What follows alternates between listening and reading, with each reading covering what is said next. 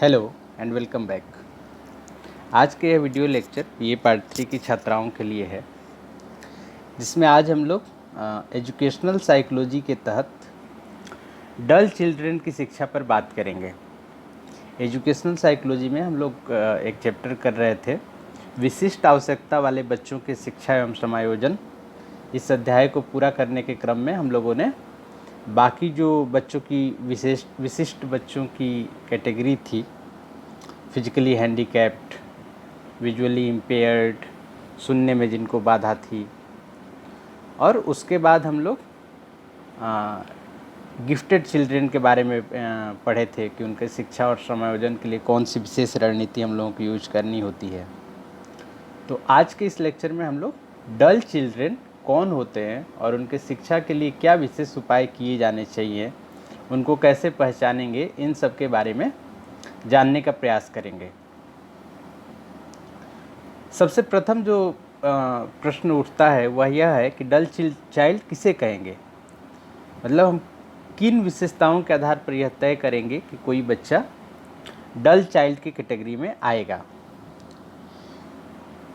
तो एक एक करके ऐसे बच्चों की विशेषताएं हम अगर देखें तो पहली विशेषता है कि ऐसे बच्चों की जो सीखने का कौशल है, जो लर्निंग स्किल है, वह धीमी होती है, उसकी रफ्तार धीमी होती है।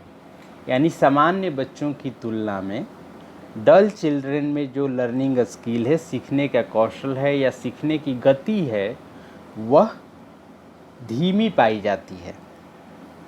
दूसरा, डल चिल्ड्रन में जो समझने की क्षमता है, द एबिलिटी टू अंडरस्टैंड या कोग्निटिव एबिलिटी, संज्ञानात्मक क्षमता जो है सोचने की, समझने की, समस्या समाधान की, ये सब कार्य ऐसे बच्चों में स्लो होंगे या धीमी होंगी। अगर हम लोग इंटेलिजेंस के टर्म्स में बात करें, बुद्धि के संदर्भ में बात करें कि डल चिल्ड्रन की बुद्धि कैसी होती है, तो अगर हम लोग आईक्यू के हिसाब से देखें कि बुद्धि लब्धि कितनी होगी तो हम लोग ऐसे बच्चों को डल कह पाएंगे। तो एवरेज जो बुद्धि लब्धि होती है, अगर हम लोग बुद्धि लब्धि के स्कोर को एवरेज, उसका एवरेज या औसत क्या होता है यह समझने का प्रयास करें, तो नॉर्मली यह माना जाता है कि 90 से 109 के आसपास अगर किसी का आईक्यू आता है तो वह एवरेज माना जाएगा। और यह स्कोर कहाँ से आया है, तो इसमें भी हम लोग देख सकते हैं कि जो नॉर्म्स होते हैं, यानी जब हम एक पॉपुलेशन के बड़े हिस्से पर कोई बुद्धि परीक्षण को अप्लाई करते हैं, बुद्धि परीक्षण का प्रयोग करते हैं, तो उसमें ज़्यादातर लोगों का स्कोर जितना आता है उसको हम उस परीक्षण का औसत मान लेते हैं। तो सामान्यतः बुद्धि परीक्षण करने के क्रम में यह देखा जाता है कि 90 से 109 के आसपास जो स्कोर है, इसी में जनसंख्या के 50% के आसपास लोग पढ़ते हैं। तो इसलिए हम लोग इसको एवरेज बुद्धि लब्धि कहते हैं। अब 90 से भी जिनकी बुद्धि लब्धि कम होगी वो लो एवरेज माने जाएंगे, लो औसत या कम औसत, औसत से भी कम। और फिर 70 से 89 के जो लोग होते हैं, यानी जिनकी बुद्धि लब्धि 70 से 70 से 79 के बीच में होती है, उनको बॉर्डर लाइन, और 70 से नीचे होता है तो वैसे बच्चों को हम लोग मेंटली चैलेंज्ड या मेंटली रिटार्डेड कहते हैं। तो हम लोगों को यहाँ पर एक चीज़ यह ध्यान देने वाली है कि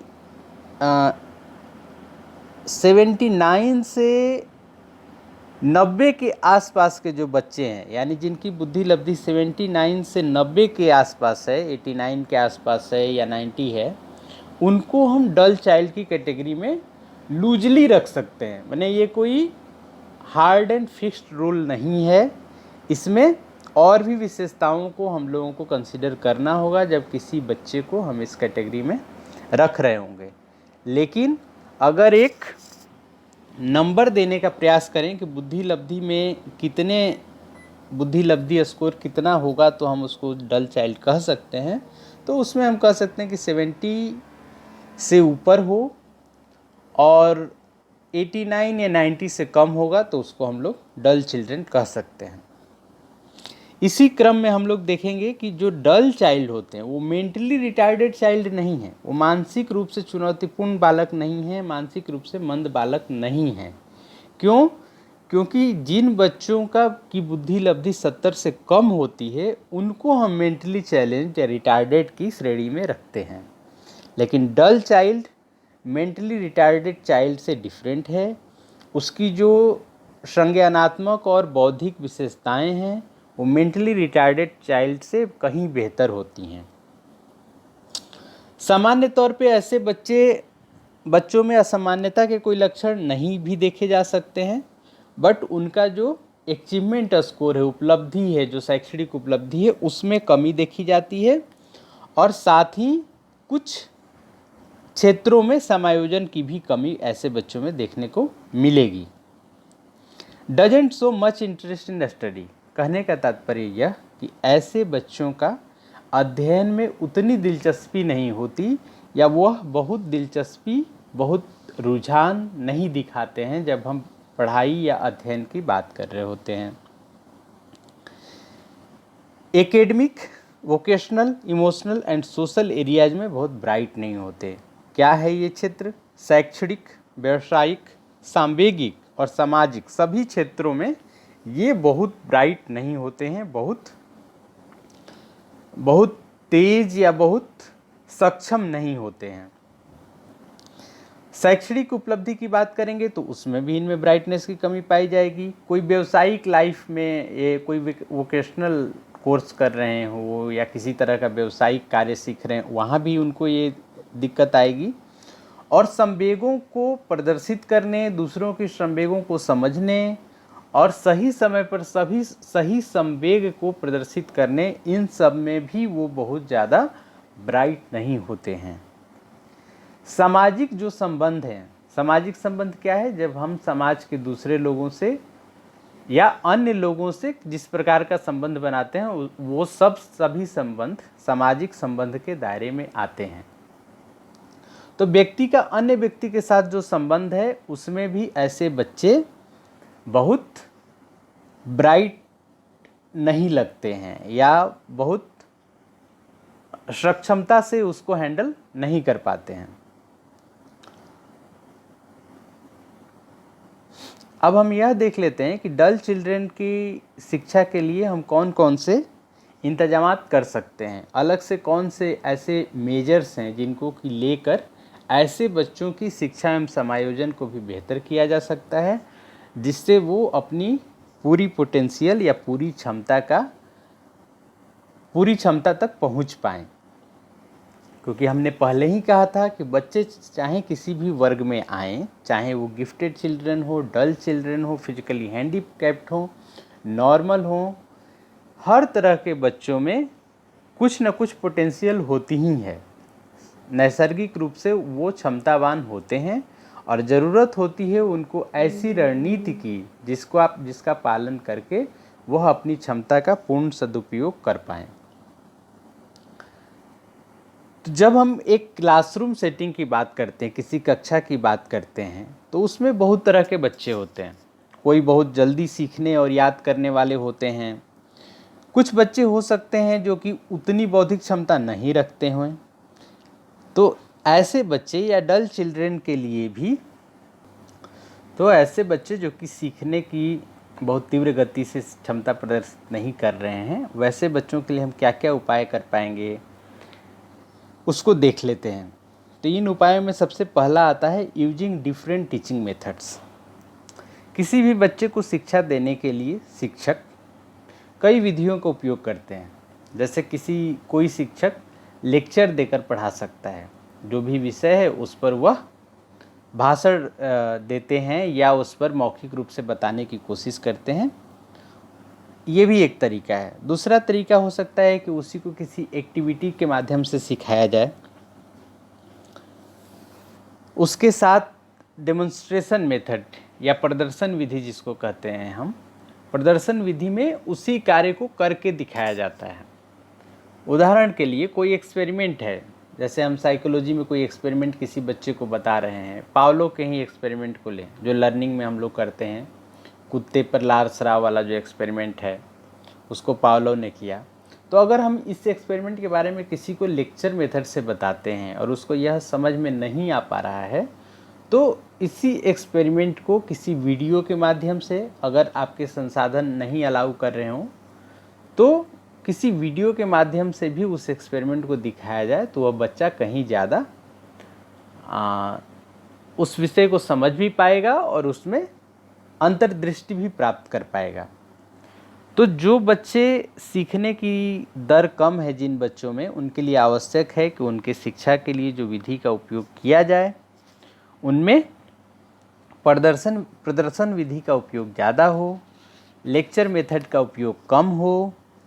साथ ही शिक्षक को यह व्यवस्था करनी चाहिए कि बच्चा भी ऐसे एक्टिविटीज़ में अपने को इन्वॉल्व फील करे, यानी बच्चे को भी उस गतिविधि के साथ साथ जुड़ाव महसूस हो और वो उसमें उसके या उस विषय वस्तु के प्रति अभिरुचि, इंटरेस्ट डेवलप हो और उस कौशल को जल्दी सीख लेगा वह बच्चा।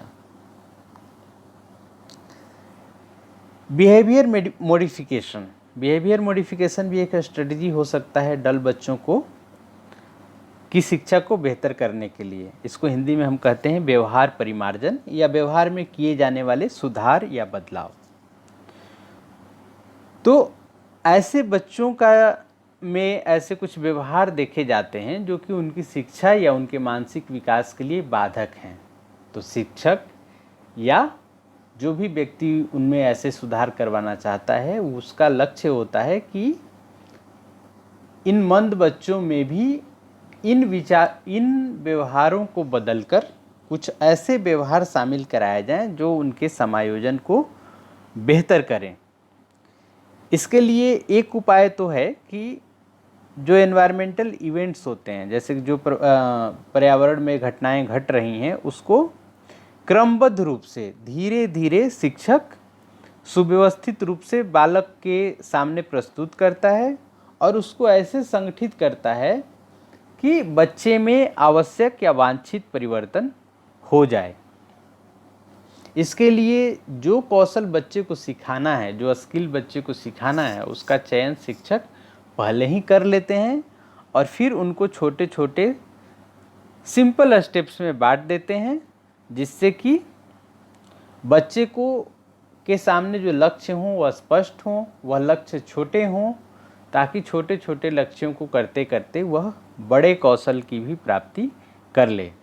साथ ही टीचर हो सकता है कि हर स्टेप के बाद किसी तरह का पुनर्बलन पुरस्कार भी दे सकता है, जिससे उस बच्चे का इंटरेस्ट जो कम था वह ज़्यादा इंटरेस्ट दिखा पाए और वह उस व्यवहार को या जीवन कौशल को सीखने में सफल हो। व्यवहार परिमार्जन का जो मुख्य लक्ष्य है वह है कि बच्चों में अनुपयुक्त एवं कुसमायोजी व्यवहारों को कम किया जाए और नया और जटिल व्यवहार, समायोजी व्यवहार जो अच्छे समायोजन को बढ़ावा देते हैं, ऐसे व्यवहारों को सीखने में सफलता प्राप्त की जाए। अब हम लोग आते हैं तीसरे उपाय, जिसको कि इंडिविजुअल अटेंशन कहते हैं। इंडिविजुअल अटेंशन यानी कि व्यक्तिगत रूप से ध्यान देना। यह स्वाभाविक ही है कि ऐसे बच्चों पर अगर शिक्षक व्यक्तिगत रूप से ध्यान देता है, उनकी समस्याओं को सुनता है कि उनको उस विषय को समझने में क्या बाधा आ रही है और उसको एड्रेस करके और उस बच्चे की क्षमता के अनुरूप संसाधन मुहैया कराए, जो टीचिंग मटेरियल्स होते हैं उनको मुहैया कराए, और अगर किसी और तरह की बाधा भी बच्चा महसूस कर रहा है तो उसको शिक्षक दूर करने में मदद करे। साथ ही बच्चे को हो सकता है कि पूरे क्लास के सामने अपने डाउट्स बताने में दिक्कत हो रही हो, वह उतना कंफर्टेबल फील न कर रहा हो सबके सामने बात करने में, तो ऐसे सेशंस में जबकि शिक्षक व्यक्तिगत रूप से ध्यान देगा तो उस समय ये बच्चे अपनी बात कह पाएंगे और अगर उनके डाउट्स क्लियर होने लगेंगे तो वो ज़्यादा इंटरेस्टेड फील करना शुरू करेंगे। व्यक्तिगत अटेंशन में हम ऐसे स्ट्रेटजी का पालन कर सकते हैं जो उस बच्चे के लिए स्पेसिफिक हो, इंडिविजुअल स्पेसिफिक हो, व्यक्तिगत रूप से उसके लिए ज़्यादा सही हो। चौथा है to provide adequate environment. Environment का मतलब क्या है कि कई बार ऐसा संभव है कि बच्चे शिक्षा में बहुत अच्छा व्यवहार नहीं कर पा रहे हैं या बहुत अच्छा प्रदर्शन इसलिए नहीं कर पा रहे हैं क्योंकि उनके स्कूल में या उनके घर में जो वातावरण है वह उस शिक्षा के लिए उस शिक्षा को बढ़ावा देने वाला नहीं है। स्कूल का जो वातावरण है हो सकता है कि उस बच्चे को में कॉन्फिडेंस का डेवलप कराने में मददगार न साबित हो रहा हो। घर पर हो सकता है कि घर पर उसके कोई ध्यान देने वाला न हो, या उसकी जो समस्याएं हैं, जो बाधाएं हैं, उसको कोई एड्रेस करने वाला ना हो। या संभव है कि शिक्षा में लगने वाली सामग्रियां जैसे कि पेन, पुस्तक या कोई और संसाधन ये भी उसको उपलब्ध ना हो। तो ऐसे बच्चों की शिक्षा को अगर हम बेहतर करना चाहते हैं तो हमारे लिए ज़रूरी हो जाता है कि हम उनको स्टिमुलेटिंग एंड फेवरेबल एनवायरनमेंट दें। ऐसा एनवायरनमेंट दें जिसमें उनको कुछ सीखने, कुछ करने, कुछ आगे बढ़ने की प्रेरणा हो। साथ ही उनको पुस्तकें, नोटबुक्स और जो भी लर्निंग टूल्स हैं, सीखने के उपकरण हैं, वो मुहैया हो जाएं। इन सब सामग्रियों और ऐसे वातावरण के साथ ही यह भी आवश्यक है कि बच्चों के घर में कोई एक व्यक्ति कम से कम ऐसा हो जो कि उनको इंस्ट्रक्ट कर सके, अनुदेश दे सके कि आपको क्या करना है, कैसे करना है और आप किस तरीके से पढ़ाई करेंगे तो बेहतर कर पाएंगे। पांचवा है encouraging open and sincere communication. Encouraging open and sincere communication. तो सामान्यतः हम यह देखते हैं कि ऐसे बच्चे जो हैं वो किसी न किसी व्यवधान से ग्रस्त हैं। हो सकता है कि उनको सीखने में सिर्फ इंटरेस्ट इसलिए नहीं आ रहा है क्योंकि वो सीख नहीं पा रहे हैं या किसी तरह की कोई और दिक्कत है। तो अगर हम लोग एक ऐसा खुला माहौल देंगे जहाँ पर कि वो अपनी बात रख पाएँ, तो अपनी बात रख पाएँ और अपने विचारों को व्यक्त करने में कोई दिक्कत ना हो, तो ऐसे बच्चे अपने विचार, अपनी जो बाधाएं हैं वह सबके सामने रखेंगे कि शिक्षा ग्रहण करने में उन्हें क्या दिक्कत आ रही है, अपनी पसंद, अपनी नापसंद, क्या उनके कंसर्न हैं, ये सब वो बता पाएंगे और हम उनको उपयुक्त उत्तर दे पाएंगे। When children feel like their opinion doesn't matter or they are struck, they are likely to disengage from the learning process। ऐसा देखा जाता है कि जब बच्चों को यह लगने लगता है कि उनकी जो पसंद या नापसंद है, उनके जो विचार हैं, उनका कोई मूल्य नहीं है, तो वह लर्निंग प्रोसेस से, शिक्षा की प्रक्रिया से और कटते चले जाते हैं। लेकिन जैसे ही हम बच्चों में यह विश्वास उत्पन्न कर पाएंगे कि उनके विचार भी मायने रखते हैं, महत्वपूर्ण हैं और उनकी पसंद नापसंद के हिसाब से भी उनकी शिक्षा की व्यवस्था की जा सकती है, तो ऐसे बच्चे ज़्यादा दिलचस्पी दिखाएंगे।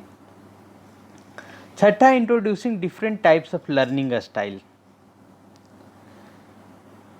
इसके पहले जब हम लोगों ने शुरू में बात की थी टीचिंग मेथड की, हमने कहा था कि टीचिंग मेथड जो है वो अलग अलग तरह का हो सकता है। जैसे लेक्चर मेथड हो सकता है या डिमॉन्स्ट्रेशन मेथड हो सकता है, प्रदर्शन की विधि। वैसे ही सीखने का भी जो स्टाइल है, जो लर्निंग स्टाइल होता है बच्चों का, वो भी भिन्न भिन्न हो सकता है और हमें किसी भी बच्चे के लिए कई तरह के लर्निंग स्टाइल का उपयोग करने से यह जान पाएंगे हम कि उस बच्चे को कौन सा लर्निंग स्टाइल सूट करता है और ज़्यादातर जो शिक्षा है उसी लर्निंग स्टाइल से उस बच्चे को हम लोग उपलब्ध करवा सकते हैं। होता क्या है कि सभी बच्चे जो अलग अलग बच्चे हैं, प्रत्येक बच्चा जो है उसके अपने लर्निंग प्रेफरेंसेस होते हैं, सीखने में पसंद होती है, उसकी पसंद नापसंद होती है, या उसका ढंग अलग हो सकता है। और कोई ना कोई तरीका जरूर ही किसी हर तरह के बच्चे के लिए अलग अलग अलग ढंग से बेस्ट हो सकता है, यानी कोई ना कोई तरीका जरूर होगा जो कि किसी बच्चे के लिए बेस्ट सूटेड होगा। तो हमें उस तरीके का पता करना है जो उस बच्चे के लिए बेस्ट सूटेबल हो और उसको फॉलो करवाना है। अगर हम लोग थोड़ा डिटेल में इस चीज़ को देखें कि कितने तरह के लर्निंग स्टाइल्स हो सकते हैं, तो मौलिक रूप से हमारे पास जो लर्निंग स्टाइल्स होते हैं वो 7 होते हैं। एक तो विजुअल है, दृश्य माध्यम से सीखना। ऑडिटरी है, श्रव्य।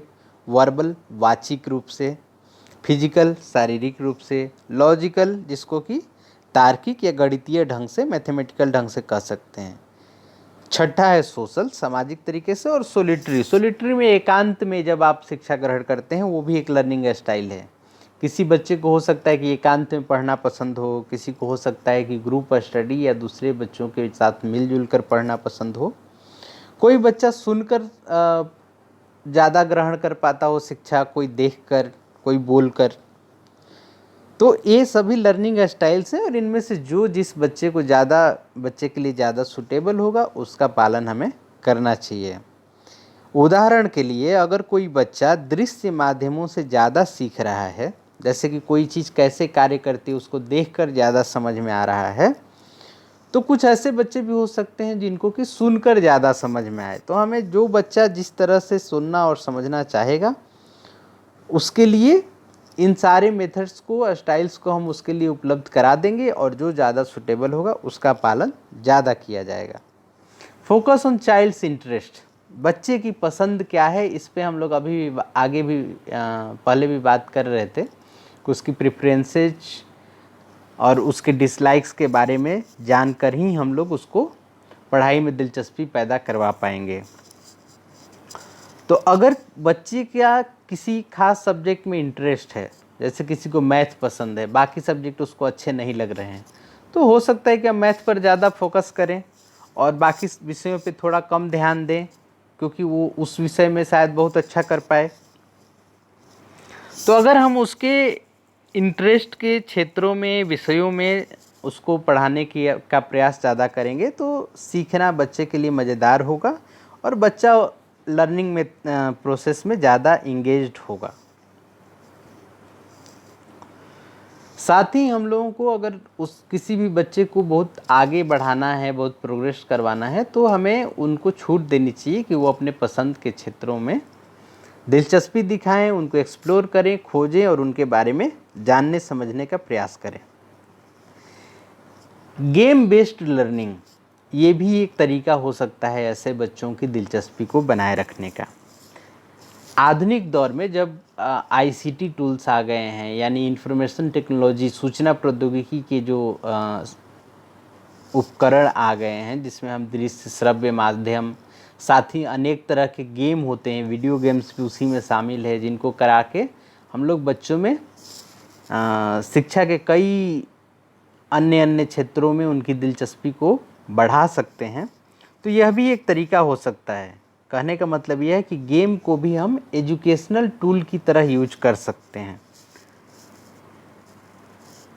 गेम से क्या होगा, जब बच्चे ऐसे गेम्स में जो कि खास तौर पर शिक्षा के लिए बनाए गए हैं उसको खेलेंगे, तो उनमें डीपर लर्निंग और नॉन कोग्निटिव स्किल्स जो हैं, गैर संज्ञानात्मक कौशल जो हैं, उनका विकास होगा। बच्चे मोटिवेटेड फील करेंगे और कुछ अचीव करने के लिए प्रेरित होंगे। उनको लगेगा कि हम ये लेवल पूरा कर लिए, ये लेवल पूरा कर लिए, और यही भावना फिर उस शिक्षा के क्षेत्र में भी ट्रांसीडेंट होगी। Game based learning is a great way for parents and teachers to introduce new ideas, grammars, concepts and knowledge in a way that motivates children to learn. अनेक तरह के गेम हैं जिनके माध्यम से ग्रामर सिखाया जा सकता है, मैथ के कंसेप्ट सिखाए जा सकते हैं, नए नए आइडियाज़ सिखाए जा सकते हैं, तो उनका उपयोग भी किया जाना चाहिए। कोई मतलब नहीं है कि एक ही तरीके से लेक्चर मेथड से ही सबको पढ़ाने का प्रयास किया जाए। हो सकता है कि वो बच्चों के लिए, कुछ खास बच्चों के लिए बोरिंग हो जाए, तो हम उनके लिए नए नए तरीक़ों का उपयोग कर सकते हैं। No teasing. हमने पहले ही कहा कि ऐसे बच्चों में शिक्षा के साथ साथ समायोजन की समस्या को भी दूर करना होगा। समायोजन की अगर बहुत असामान्य समायोजन नहीं भी है तो हम उनके समायोजन को बेहतर करने के उपाय तो कर ही सकते हैं। और इसमें सबसे पहला कदम है कि हम यह इंश्योर करें, हम यह सुनिश्चित करें कि बच्चों का क्लास में, स्कूल में, उनके घरों में कोई मजाक न उड़ाए, उनको मौक न किया जाए। क्योंकि संभव है कि जो बच्चे ज़्यादा अच्छा प्रदर्शन कर रहे हैं वो अपने से कम शैक्षणिक प्रदर्शन करने वाले बच्चों का मजाक उड़ाना शुरू कर दें। तो शिक्षक को चाहिए कि बच्चों में वह समानता और मित्रता के गुणों को पोषित करे और यह इंश्योर करे कि बच्चे एक दूसरे के प्रति संवेदनशील हों। साथ ही शिक्षक को यह भी सावधानी बरतनी चाहिए कि उसके अपने मुख से भी ऐसी कोई बात नहीं निकलनी चाहिए जिसका इंटेंशन न होते हुए भी दूसरे बच्चों के लिए यह मैसेज जाए कि शिक्षक भी टीच कर रहे हैं ये मंद बुद्धि के बच्चों को, मंद बुद्धि के बच्चे नहीं बल्कि डल चिल्ड्रन को। एनकरेजमेंट, प्रोत्साहन। ऐसे बच्चों को डांटने और दंड देने से, कठोर दंड देने से हो सकता है कि ऐसे बच्चे और डिस्करेज्ड हों, हतोत्साहित हों। तो हमारे लिए ज़रूरी है कि हम उनको दंड और डांटे नहीं तो वह अपने समस्याएं हमारे साथ साझा नहीं करेंगे, वह अपना डर नहीं बताएंगे। तो इसके लिए आवश्यक है कि हम ऐसे बच्चों के स्ट्रेंथ्स का पता लगाएं, उन्हें मौखिक रूप से भी और अन्य माध्यमों से भी प्रोत्साहित करते रहें ताकि वो शिक्षा से जुड़े रहें, शिक्षा की गतिविधि से। और इन उपायों का उपयोग करके हम क्लासरूम में ऐसे बच्चों को भी पढ़ाई के लिए प्रेरित कर सकते हैं जो सामान्य या बाकी बच्चों की तरह बहुत तीव्र बुद्धि के नहीं हैं या पढ़ाई में बहुत अच्छा प्रदर्शन नहीं कर रहे हैं। तो आज की इस वीडियो लेक्चर में इतना ही। धन्यवाद।